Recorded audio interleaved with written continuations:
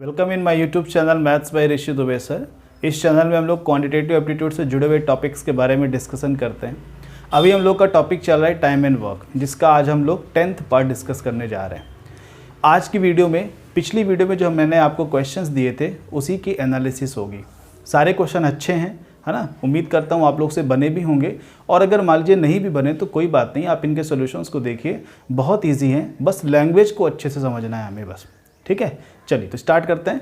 पहला क्वेश्चन था कि A B and C are to make 100 toys in a day, they can together make 25 toys. A start to work alone and makes 32 toys in some days. A then leave and B and C works to make the remaining toys. It makes 8 days overall to make 100 toys. Question की condition simple सी है। कह रहा है कि A B और सी इनको एक काम करना है, वो काम है 100 खिलौने बनाने का। 100 खिलौने बनाने का इनको मान लीजिए एक तरह से कॉन्ट्रैक्ट मिला। अब ये जो तीनों हैं एक दिन में 25 खिलौने बना सकते हैं। मतलब ए बी और सी तीनों मिलकर अगर काम करें तो एक दिन में 25 खिलौने बना सकते हैं। तो 100 खिलौने बनाने में इनको कितने दिन लगेंगे? 4 दिन। मतलब अगर ये तीनों मिलकर काम करें तो ये टोटल काम कितने दिनों में हो सकता है? 4 दिनों में हो सकता है। फिर क्वेश्चन कह रहा है कि ए स्टार्ट टू वर्क, मतलब ए स्टार्ट करता है, 32 खिलौने बनाता है कुछ दिनों में। यहाँ पे हमें दिन नहीं दिया, कह रहा है कि वो 32 खिलौने बनाता है कुछ दिनों में और फिर चला जाता है। फिर बी और सी आते हैं और बचे हुए जो भी खिलौने हैं 68 उनको वो बनाते हैं, और ऐसा करते हुए जो टोटल टाइम लगता है वो 8 दिन का लगता है। मतलब ए वर्क कर रहा है कुछ दिनों तक, फिर बी और सी वर्क कर रहे हैं कुछ और दिनों तक, और इन दोनों के डेज को मिलाकर के कितना आना चाहिए? 8 आना चाहिए। क्वेश्चन ये कहना चाह रहा है, लेकिन इनका वो जो 8 दिनों का सेपरेशन है वो हमें नहीं पता कि ए कितने दिन था और बी और सी कितने दिन थे। तो अब क्वेश्चन कह रहा है कि अगर ए को अकेले 256 खिलौने बनाने हों तो कितने दिन लगेगा। तो क्वेश्चन देखने में तो थोड़ा सा लग रहा है कि बहुत सी चीज़ें यहाँ मिसिंग है, लेकिन अगर इसको थोड़ी लॉजिकल देखिए कि ए बी और सी तीनों को 4 दिन लगते हैं, मतलब तीनों मिल के अगर काम करें तो 4 दिन लगते हैं। तो क्या हम ये कह सकते हैं कि ए भी 4 दिन काम कर रहा है, बी भी 4 दिन काम कर रहा है, सी भी 4 दिन काम कर रहा है? बस फर्क ये है कि तीनों इकट्ठे कर रहे हैं, ठीक है। तो अगर ये अलग अलग करते तो क्या होता? 4 दिन ए को लगता, 4 दिन बी को लगता और 4 दिन सी को लगता। अगर इनसे हम अलग अलग वर्क कराते तो दिन कितने लग जाते? 12। वर्क वही होता, साथ में है तो टाइम कांस्टेंट हो गया, और जब टाइम कांस्टेंट हो गया तो 4 दिन वही 4 दिन ए के लिए, वही बी के लिए, वही सी के लिए हो गया, लेकिन कंबाइन एफिशिएंसी के कारण वर्क जल्दी हो गया। लेकिन अगर ये अलग अलग करेंगे तो एफिशिएंसी भी अलग अलग हो जाएगी, और जब एफिशिएंसी अलग अलग होगी तो टाइम भी अलग अलग हो जाएगा। तो 4 दिन ए का, 4 दिन बी का, 4 दिन सी का मिलकर के कितना हो जाता? 12 दिन हो जाता। यही वाला कॉन्सेप्ट अगर हम यूज़ करें तो बहुत आसानी से इसका आंसर दे सकते हैं। कैसे? इस तरह से जो वर्क हुआ जिसमें ए कुछ दिन काम किया, बी और सी बचे हुए दिन काम किए, और दोनों को मिला के 8 दिन आ रहा है। अब इस 8 दिन में हमें पता है कि 4 दिन का ए का काम है, 4 दिन का बी का काम है और 4 दिन का सी का काम है। बस इसको डिवाइड करना है। तो कैसे डिवाइड कर सकते हैं? अब क्योंकि ए अलग है, बी और सी अलग है, तो इनका डेज भी अलग करना पड़ेगा। ए को 4 दिन दीजिए और बी और सी को 4 दिन दीजिए। अब आपके मन में आएगा सर ऐसा क्यों करें हम? इसलिए क्योंकि हमको ए के 4 दिन का काम तो कराना पड़ेगा, और जब हम ए का 4 दिन का काम कराते हैं और बी और सी के भी 4-4 दिन के काम कराते हैं तो टोटल वर्क तो हो रहा है ना। और टोटल वर्क कितना हो रहा है? 100 टॉयज बनाने का, ठीक है। तो टोटल वर्क में ए 4 दिन अलग था और बी और सी 4 दिन साथ में थे, इसलिए इनके 4-4 दिन अलग अलग काउंट नहीं होंगे, वो इकट्ठे कांस्टेंट पार्ट जाएगा 4 का, क्योंकि दोनों ही 4 दिन साथ में काम कर रहे हैं। तो इसके लिए इसको 8 ना कह के हम 4 ही कहेंगे, जिस तरीके से तीनों मिलकर के 4 दिन में काम करते हैं। तो कुल मिला के 4 दिन का ए का काम, 4 दिन का बी का काम और 4 दिन का सी का काम ही हमें करवाना था। ए अलग है तो उसका 4 दिन अलग दे दिया, बी और सी इकट्ठे हैं तो उनके 4 दिन अलग दे दिए। इसीलिए इस क्वेश्चन में डेटा ही ऐसा दिया है कि आप इजीली इसको फाइंड आउट कर ले। इसलिए यहाँ पे 8 दिन दिया, 9 या 10 नहीं दिया, क्योंकि अगर 9-10 होता तो थोड़ा सा प्रॉब्लम हो जाती है यहाँ पर, ठीक। अब क्योंकि हमें पता ही चल गया कि ये 4 दिन काम कर रहा है ना, और जब ये 4 दिन काम कर रहा है तो 4 दिन में वो कितने खिलौने बनाया था? 32। तो एक दिन में कितना बनाएगा? सीधी सी बात है 8, है ना। क्यों? क्योंकि अगर 4 दिन में 32 बना रहा है तो एक दिन में कितना बनाएगा? 8। उसे बनाने कितने हैं? 256। तो कितने दिन लगेंगे भाई? एक दिन में अगर 8 खिलौने बना रहा है तो 8 से भाग कर दोगे 256 में, तो कितना आएगा? 32 डेज। तो आपके पहले क्वेश्चन का आंसर है 32 डेज। ध्यान रखिएगा ये क्वेश्चन सारे लॉजिकल हैं, है ना। अगर हम इसको अपने बेसिक कॉन्सेप्ट से समझने की कोशिश करेंगे तो बहुत ईजिली आ जाएगा। बस इतना ध्यान रखना है कि कब टाइम कांस्टेंट जा रहा है और कब टाइम कांस्टेंट नहीं जा रहा है। ठीक है, चलिए अब आते हैं क्वेश्चन नंबर 2 पर। क्वेश्चन नंबर 2 कह रहा है कि Amar, Akbar and Anthony are set to complete a work. इन्हें एक काम दिया गया, अमर, अकबर और एंथोनी 3 व्यक्ति हैं, इनको एक काम दिया गया कि इन्हें ये कार्य समाप्त करना है। अब ये कह रहा है कि Anthony being the eldest would take 1 day less than Amar. कह रहा है कि एंथोनी सबसे बड़ा है और अमर की अपेक्षा इस कार्य को करता तो उसे 1 दिन कम लगता। माने अमर का जो डेज है उससे 1 दिन कम करना पड़ेगा, किसका? एंथोनी का। और अकबर के बारे में ऐसा कुछ नहीं दिया है। फिर कह रहा है कि all 3 together could complete the work in a day. अगर ये तीनों मिलके काम करें तो कार्य 1 दिन में हो जाएगा। मतलब अमर, अकबर, एंथोनी तीनों मिल जाएं तो कार्य 1 दिन में हो जाएगा। फिर कह रहा है However, Anthony was kidnapped by Sakal. Amar and Akbar began the work in absence of the Anthony. कह रहा है कि तीनों स्टार्ट तो करना चाह रहे थे लेकिन एंथोनी का किडनैप हो गया, है ना। उसका जब किडनैप हो गया मतलब वो अवेलेबल नहीं है, तो किन्होंने स्टार्ट किया? फिर अमर और अकबर ने, इन्होंने काम को स्टार्ट किया। फिर कहता है कि 1 दिन बाद फिर से अमर का भी किडनैप हो गया, मतलब अमर भी किडनैप्ड हो गया। तो इसका मतलब अब कौन बचा? केवल अकबर बचा। और फिर वो अकबर बचे हुए काम को अगले 3 दिनों में करता है। क्वेश्चन में लिखा है कि Amar was also kidnapped, Akbar took 3 more days to finish the work. मतलब अगले अमर के किडनैप होने के बाद उसको 3 दिन और लगते हैं पूरे काम को करने में। तो कह रहा है कि how much portion of the work Anthony could do in a day. तो कह रहा है कि एंथोनी 1 दिन में कार्य का कितना हिस्सा, पोर्शन मतलब उसका पार्ट, कितना हिस्सा वो खत्म कर सकता है। तो देखिए क्वेश्चन की स्टार्टिंग से बहुत सारी इंफॉर्मेशन है, उन सबको हमें पहले एनालाइज करना चाहिए। क्या? कि अमर, अकबर और एंथोनी 3 पर्सन अगर इकट्ठे काम करते हैं तो 1 दिन में काम होता है। ये सबसे पहली इंफॉर्मेशन जो हमें दी गई है कि अगर ये if all 3 together could complete the work in a day, है ना। मतलब अगर ये तीनों मिलके काम करते तो 1 दिन में काम हो जाता। ठीक। फिर कह रहा है कि एंथोनी को जो टाइम लग रहा है वो अमर से 1 दिन कम लग रहा है, तो हमें इनके टाइमिंग को कुछ एज्यूम कर लेना चाहिए। तो हम लोगों ने एज्यूम कर लिया कि जो अमर का टाइम है मान लीजिए x है, तो एंथोनी कितना हो जाएगा? एंथोनी इससे 1 कम हो जाएगा। और अकबर क्योंकि कोई रिलेशन नहीं दिया तो उसको अलग वेरिएबल हमने y दे दिया। ठीक है। अब क्वेश्चन के अकॉर्डिंग जो टाइम लग रहा है किसको? एंथोनी को, सॉरी अमर, अकबर और एंथोनी तीनों को, वो कितना है? 1। तो इनके 1-1 दिन का एफिशिएंसी कितना आएगा? 1-1 दिन का एफिशिएंसी आएगा, क्योंकि अब इसका वर्क अगर हम 1 एज्यूम कर लें तो ये आएगा 1/x, ये आएगा 1/x - 1 और ये आएगा 1/y।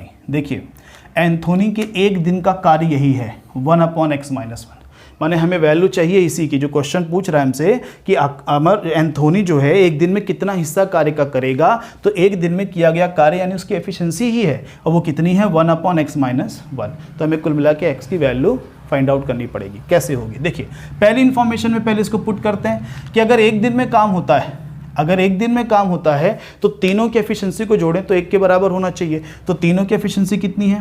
1/x प्लस 1/x - 1 और प्लस 1/y = 1। ठीक है। दूसरी इंफॉर्मेशन क्या कह रहा था कि जो लास्ट में जब किडनैपिंग वाली केस दे रहा है कि पहले अमर और अकबर थे, फिर अमर भी किडनैप हुआ, फिर अकबर अगले 3 दिन काम किया।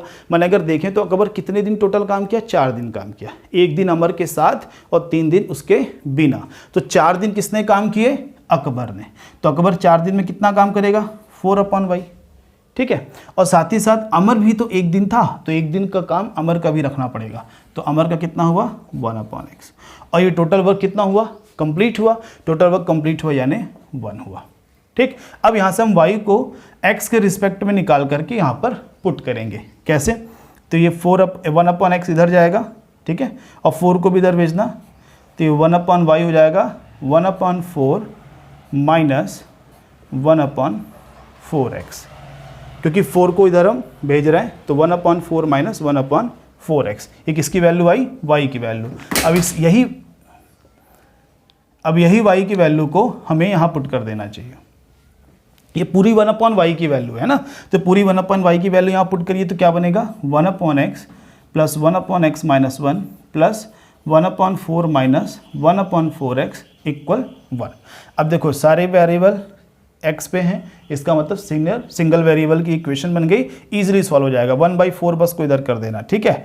अब देखो 1/x माइनस 1/4x मतलब 1 में 1/4 घटेगा तो कितना बचेगा 3/4, 3/4x प्लस 1/x माइनस 1, और ये 1/4 इधर जाएगा तो इधर भी क्या बचेगा 3/4 बचेगा। अब इसको सॉल्व कैसे करना है, इसको सॉल्व करने के लिए इनका क्रॉस मल्टीप्लिकेशन और आपस में मल्टीप्लिकेशन। देखो वैसे जब ये मल्टीप्लाई होगा तो 4 क्या हो जाने हैं, कैंसिल हो जाने, तो इसलिए डायरेक्ट लिखना 3x माइनस 3 प्लस 4x। अब क्योंकि 4 इधर कैंसिल हो चुका है तो सीधे x का गुणा होगा x² माइनस x इक्वल 3/1। अब इनको फिर से क्रॉस मल्टीप्लाई करें तो एक सिंपल सी क्वाड्रेटिक इक्वेशन बन रही है, ठीक है, सिंपल सी क्वाड्रेटिक इक्वेशन बन रही है। और ये क्वाड्रेटिक इक्वेशन हम लोग वैसे देखें तो 2-3 दिनों से जो हम लोग क्लासेस कर रहे हैं, क्वाड्रेटिक इक्वेशन कहीं ना कहीं हर बार आ रही है, तो इसलिए थोड़ा सा उस पर आप लोग को ध्यान देना चाहिए, है ना। क्रॉस मल्टीप्लाई करते हैं, क्रॉस मल्टीप्लाई करेंगे तो कितना हो जाएगा 1 से 3x और 4x ऐड कर लो 7x, ठीक है, माइनस 3, और ये इधर मल्टीप्लाई होगा तो 3x² और माइनस 3x। इनको भी इधर लाओगे तो टोटल इक्वेशन बनेगी 3x² माइनस 10x प्लस 3। अब क्योंकि a इंटू सी हमारा पॉजिटिव आ रहा है तो वैल्यू मल्टीप्लाई करने पर 3 3 9 होनी चाहिए और ऐड करने पर 10। तो कौन सी वैल्यू ऐसे हो सकती है 9 और 1, 9 1 का गुणा करो तो 9 ही होगा, 9 1 जोड़ोगे तो 10 आएगा। तो इक्वेशन कुछ इस तरीके बनेगी 3x² minus 9x minus x plus 3। यहाँ से 3x कॉमन होगा, ठीक है, यहाँ से माइनस 1। अब x की 2 वैल्यू आएंगी, एक वैल्यू आएगी 1/3 और एक वैल्यू आएगी 3, दोनों को कॉमन करोगे तो मिलेगा 1/3 हो नहीं सकता, है ना। क्यों नहीं हो सकता, अमर, अकबर और एंथोनी के हम लोगों ने क्या मानी थी, वो एफिशिएंसी मानी थी x की वैल्यू की। अगर x को 1/3 करोगे तो इक्वल 3 हो जाएगा, जबकि वर्क हमारा कितना था 1 था, इसलिए हमें क्या रखना चाहिए 3 रखना चाहिए। तब अगर x की वैल्यू 3 है तो अमर, अकबर और एंथोनी में किसका चाहिए, एंथोनी का चाहिए। तो एंथोनी की एक दिन का काम कितना आया था 1/x माइनस 1, तो इसलिए 1/x माइनस 1 कितना हो जाएगा, 3 में 1 माइनस होगा तो कितना बचा 2, यानी आपके इस क्वेश्चन का आंसर हो जाएगा 1/2। अच्छा क्वेश्चन है, पहले हमने कहा था कि अच्छे क्वेश्चंस हैं, गुड क्वेश्चंस हैं, लेवल 2 टाइप के क्वेश्चंस हैं, इसलिए इसमें थोड़ी मेहनत तो लगेगी और थोड़ी लॉजिकल चीज़ें भी होंगी, है ना। चलिए अब बढ़ते हैं अगले क्वेश्चंस की ओर। तो क्वेश्चन नंबर 3 था हमारा कि it's year 2025 and iPhone 16 had just been launched. Apple has claimed that it is the best iPhone they have created so far. कह रहा है कि एक iPhone 16, ये वर्ष 2025 है और iPhone 16 जस्ट अभी लॉन्च हुआ है और एप्पल कंपनी ये कह रही है कि अभी तक का उनके द्वारा बनाया गया है सबसे बेस्ट आईफोन है। देखिए ये सारे क्वेश्चन आपको पिछली वीडियो के डिस्क्रिप्शन में मिल जाएंगे ना, वहाँ पे एक लिंक दी गई है तो जिसमें आपको हिंदी और इंग्लिश दोनों मीडियम में क्वेश्चन अवेलेबल होंगे। मैं यहाँ पे केवल इंग्लिश मीडियम में क्वेश्चन लिख रहा हूँ, ठीक है। चलिए अब आते हैं क्वेश्चन में आगे। कह रहा है कि its 4 charging inlets have completely revolutionised the mobile market. कह रहा है कि इस फ़ोन की खासियत ये है कि इसमें 4 चार्जिंग पॉइंट दिए हुए हैं, है ना, और वो 4 चार्जिंग पॉइंट कौन से हैं, टॉप, बॉटम, राइट और लेफ्ट, इस नाम से दिया है। कह रहा है कि अब if only top and bottom inlets are used it take 20 minutes to fully charge. कह रहा है कि अगर आप टॉप और बॉटम इनलेट पॉइंट का बस यूज़ करोगे तो 20 मिनट में चार्ज हो जाएगा। फिर कह रहा है कि if the right, left and bottom inlets are used it take 15 minutes to charge. अगर आप इसमें राइट, लेफ्ट और बॉटम इनलेट का यूज़ करेंगे तो ये 15 मिनट में चार्ज हो जाएगा। और साथ ही साथ ये भी कह रहा है कि if top, left and right inlets are used it take 12 minutes to charge. अगर आप इसमें टॉप, राइट और लेफ्ट इनलेट को यूज़ करोगे तो ये 12 मिनट में चार्ज, मतलब कुल मिला के अलग अलग कंडीशन पे टाइम बता रहा है कितने टाइम में वो चार्ज हो जाएगा। फिर कह रहा है कि what is the fastest possible time in which the iPhone 16 can be fully charge. तो कह रहा है कि कम से कम कितने समय में ये जो फ़ोन है चार्ज हो जाएगा फुली। तो सीधी सी बात है, सबसे कम समय तो तब लगेगा जब चारों इनलेट्स को हम लोग एक साथ यूज़ करें, मतलब टॉप, बॉटम, राइट और लेफ्ट, इन चारों को मिला करके कितना समय लगेगा, ये क्वेश्चन की डिमांड है।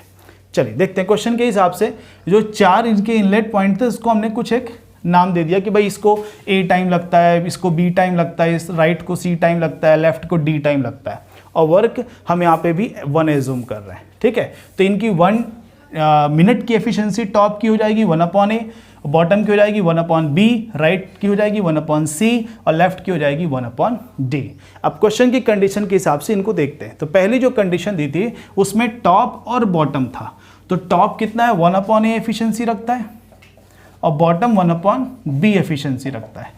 और इनको कितना टाइम लगता है टोटल, ये क्वेश्चन कह रहा है कि इनको 20 मिनट लगता है। यानी ये 1 मिनट में कितना काम करते हैं 1/a, ये 1 मिनट में ए द्वारा किया गया काम और ये है बी द्वारा किया गया काम। ठीक है, तो 1 मिनट, अगर ये 20 मिनट में काम कर रहे हैं तो 1 मिनट में कितना काम करेंगे 1/20। ये हमारी पहली इक्वेशन हुई। ठीक है, क्वेश्चन के अकॉर्डिंग।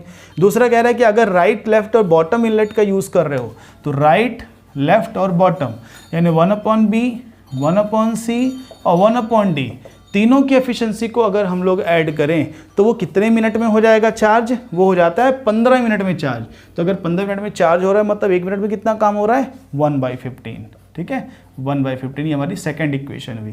थर्ड इक्वेशन में कह रहा है कि if top, left and right inlets are use it take 12 minute to charge. मतलब अब टॉप, राइट और लेफ्ट यानी 1/a, 1/c, ये क्या हम लिख रहे हैं 1 मिनट में किया गया कार्य और इनको लग रहे हैं 12 मिनट, तो 1 मिनट में कितना काम करेंगे 1/12।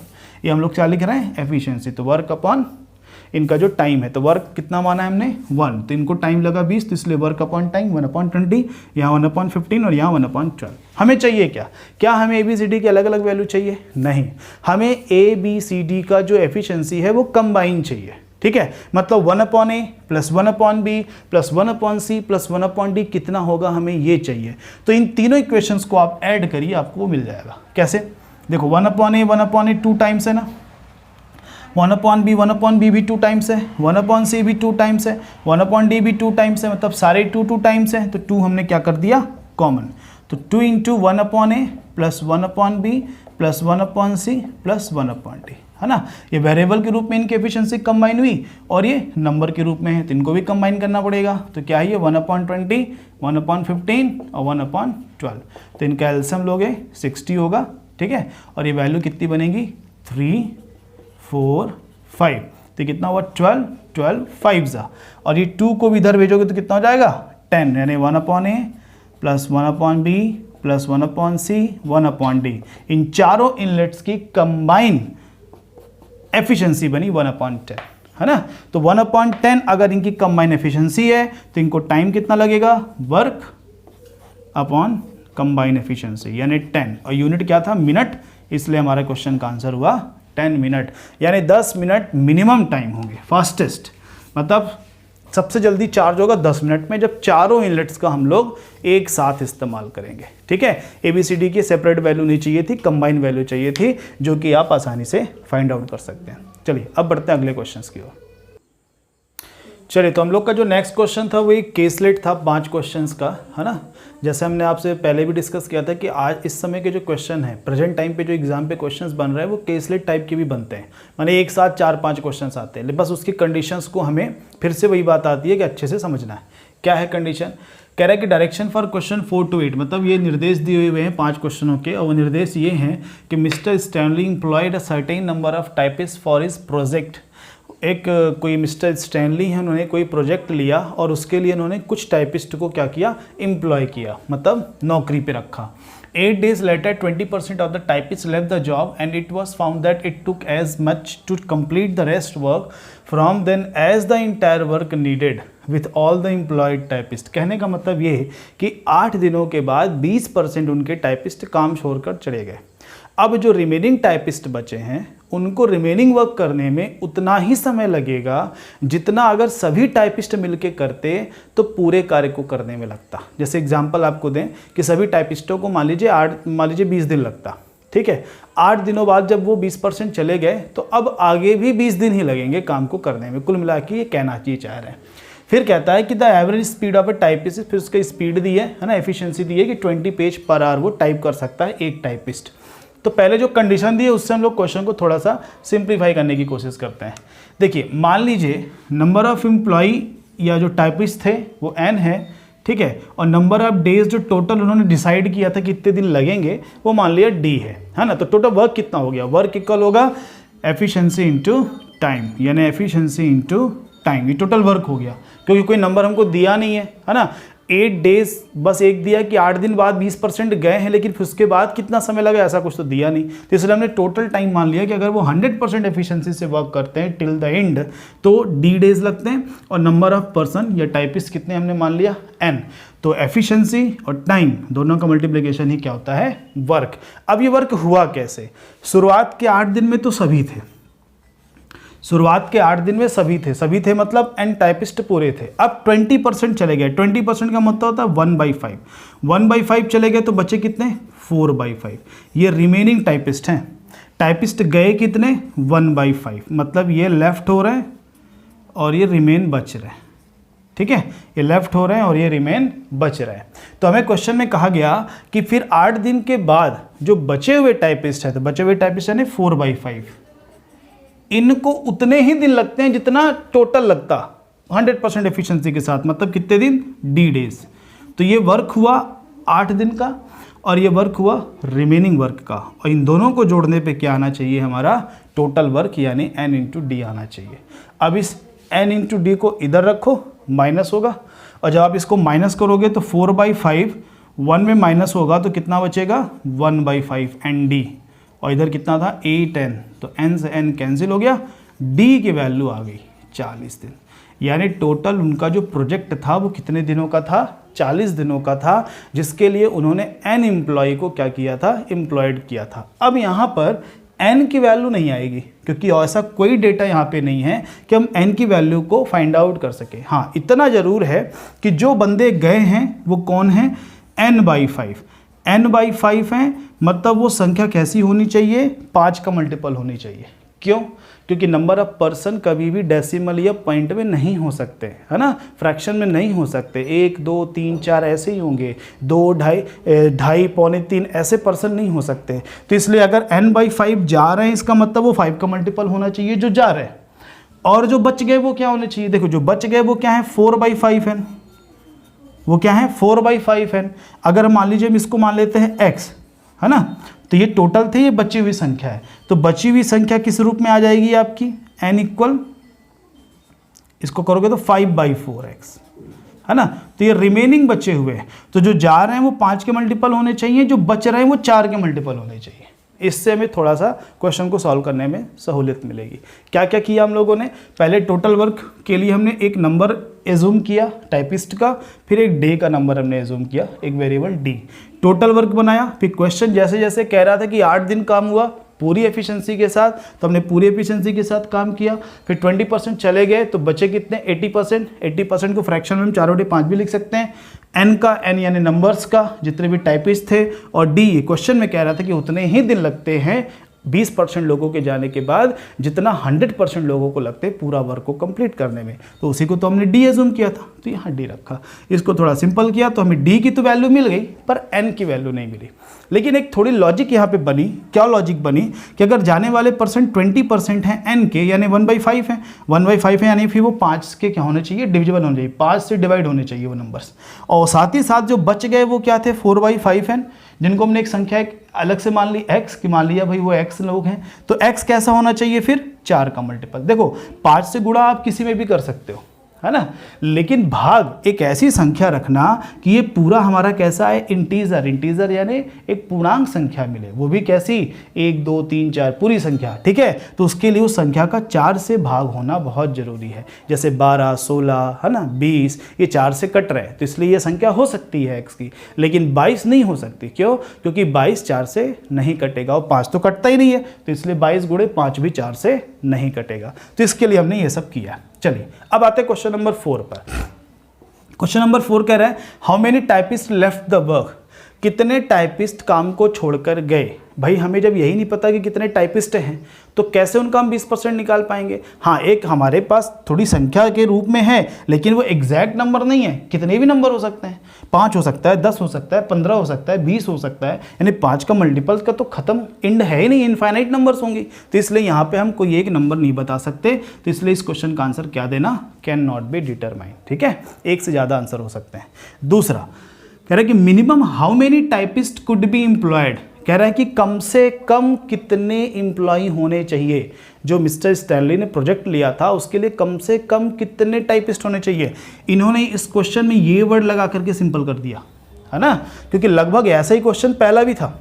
ठीक है, कि कितने गए, तो एग्जैक्ट नंबर हम नहीं बता सकते, लेकिन मिनिमम मैक्सिमम शायद, तो मिनिमम पूछा तो मिनिमम तो बता सकते हैं। क्यों?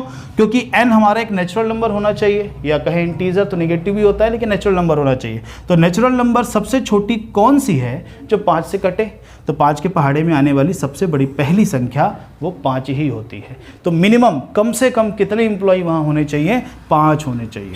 ठीक है, 10 भी हो सकते हैं, 15 भी हो सकते हैं, 4 तो हो ही नहीं सकते क्योंकि 5 से डिविजिबल होना चाहिए। लेकिन क्वेश्चन में कहा है मिनिमम, तो मिनिमम के लिए आंसर क्या देंगे, 5 देंगे। ठीक है, चलिए अगले क्वेश्चन पे आते हैं। क्वेश्चन कह रहा है कि what could be the number of typist remain at work when 20% of the employed typist left the job. Question कह रहा है कि अगर 20% जब एम्प्लॉय काम छोड़ करके जा रहे हैं तो बचे हुए एम्प्लॉय इनमें से कौन हो सकते हैं, है ना।